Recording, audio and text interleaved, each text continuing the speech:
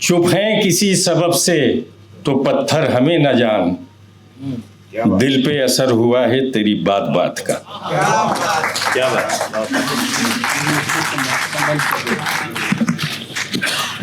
शुक्रिया।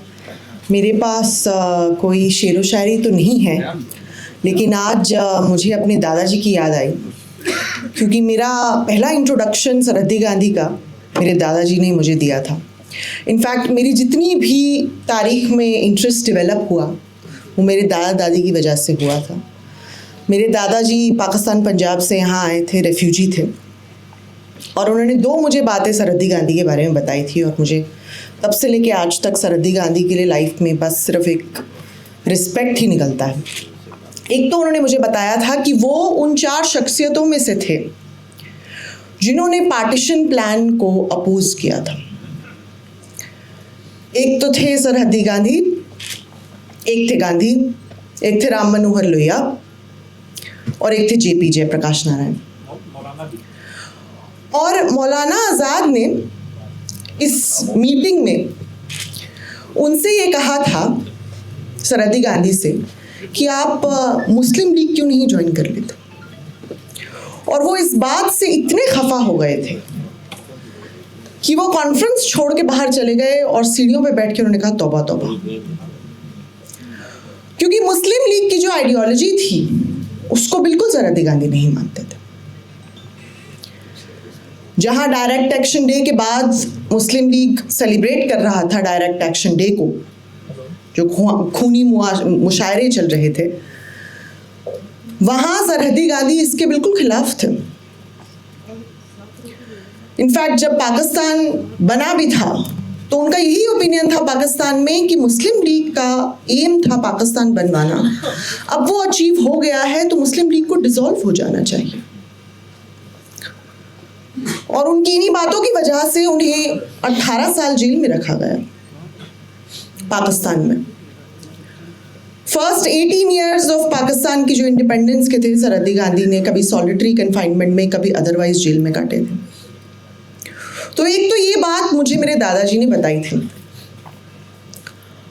और दूसरी जो बहुत ही अच्छी बात उन्होंने मुझे सरहद्दी गांधी के बारे में बताई थी, और मैं हमेशा इस बात को याद रखती हूँ, कि जब रौलत सत्याग्रह हुआ था, रौलत एक्ट 1919, उससे पहले भी 1903 से जो फ्रंटियर प्रोविंस था उसकी एक एक्ट थी, फ्रंटियर क्राइम्स एक्ट। वो बिल्कुल रौलत एक्ट जैसी ही थी, जिसमें बिना किसी वारंट के आपका घर सर्च किया जा सकता है, बिना किसी राइम और रीजन के आपको अरेस्ट किया जा सकता है, गिरफ्तार किया जा सकता है। तो जो सरहद्दी गांधी थे उनको इस बात से बहुत परेशानी थी, गुरेज थी। तो जब रौलत एक्ट आई तो उनको ये मौका मिला और उन्होंने एक मीटिंग की अपनी ही पश्तून ट्राइब की, और उसमें उनकी सोच से भी ज़्यादा 200 से 300 लोग शामिल हुए, जिससे अंग्रेज़ी सरकार को बहुत डर लगा। तो उन्होंने उनको अरेस्ट कर लिया और सरहद्दी गांधी के पाँव में बेड़ियां डाल दी थी। तो जब उनको कोर्ट लेके जाया गया तो उनके पाँव से खून निकल के आ रहा था, और वो जेल गए, और उन्होंने कभी भी किसी बात का रिग्रेट नहीं किया कि मैं आज जिस चीज़ के लिए खड़ा हूँ वो वाकई में गलत चीज़ है और इसकी बिल्कुल मुखालफत होनी चाहिए। और ये दोनों बातें मेरे दादाजी ने मुझे बताई थी, वो इंसान जिन्होंने पार्टीशन में अपना सब कुछ गवा दिया था। मेरे दादा और मेरी दादी ने मुझे कभी भी किसी कौम से नफरत करना नहीं सिखाया। उनका अधिकांश जीवन नफरत की वजह से उजड़ गया था। मेरी दादी के फादर को ऊपर से नीचे फेंक दिया गया था राइटियर्स ने। मेरी दादी और उनकी मदर 3 दिन तक सिर्फ गेहूं, कच्ची गेहूं खाए, एक अकेले बीहड़ घर में छुप के, ताकि कोई राइटर्स उनको देख ना ले। सबको पता है कि औरतों, चाहे वो किसी भी तरफ से हो, किसी भी साइड ऑफ बॉर्डर से हो, जब मॉब आता है तो वो ना रिलीजन देखता है ना कुछ देखता है, औरतों के साथ सबसे खराब होता है, सबसे खराब तरह की हिंसा औरतों के साथ होती है। तो इससे बचने के लिए 3 दिन तक उस घर में, अकेले घर में छुपी रही। उसके बाद उनके जो 2 भाई थे उनको निकालने लाए, क्योंकि वो आर्मी में काम करते थे। तो उनको याद आया कि उनका घर था, उनकी बहन है, उनकी माँ है। और फिर वो उन कैंप में रही जहाँ से जो ट्रेन जानी थी वो तभी जानी थी अगर वहाँ से ट्रेन में सब लोग साबुत आएंगे तो इतना सब डर का माहौल देखकर मेरे दादा दादी ने मुझे कभी ये नहीं सिखाया कि मुसलमानों से नफरत करनी चाहिए, बल्कि मेरे दादा ने सरहद्दी गांधी का उदाहरण देकर मुझे यही सिखाया कि जैसे वो सौहार्द की बात करते थे, हार्मनी की बात करते थे, वही हार्मनी ना होने की वजह से पार्टीशन हुआ।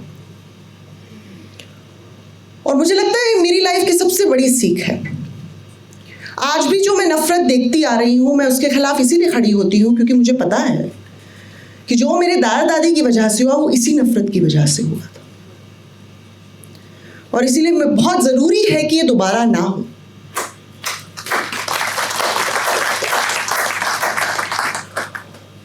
और इसीलिए बहुत ज़रूरी है कि मैं और मेरे जैसे बहुत सारे लोगों को इस नफरत के खिलाफ आवाज़ उठानी चाहिए।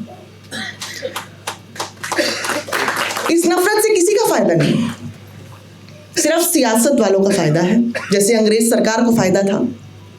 मैं इतिहास पढ़ती आती हूँ तो मुझे पता है कि अंग्रेज़ों ने कैसे इतिहास लिखा था और कैसे जानबूझकर उस इतिहास को तोड़ा मरोड़ा था ताकि नफरत फैल सके।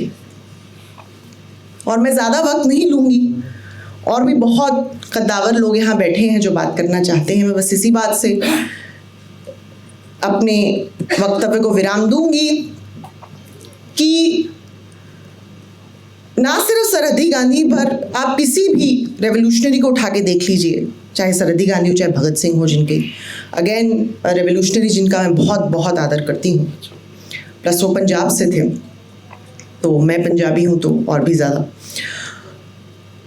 ये बहुत इम्पोर्टेंट हो जाता है जानना कि सबने देश के लिए लड़ा और देश एज वन के लिए लड़ा। किसी ने भी अपनी सिर्फ कौम के लिए, जो ट्रू रेवोल्यूशनरी रहा है, उसने कभी अपनी सिर्फ कौम के लिए नहीं लड़ा, उसने देश के लिए लड़ा। बहुत बहुत अच्छी बात है। और यही बात कही कि देश साथ रहेगा तो ही आक्रांताओं से मुक्त रहेगा। जो देश बिखर गया तो आक्रांताओं को फायदा होगा। धन्यवाद।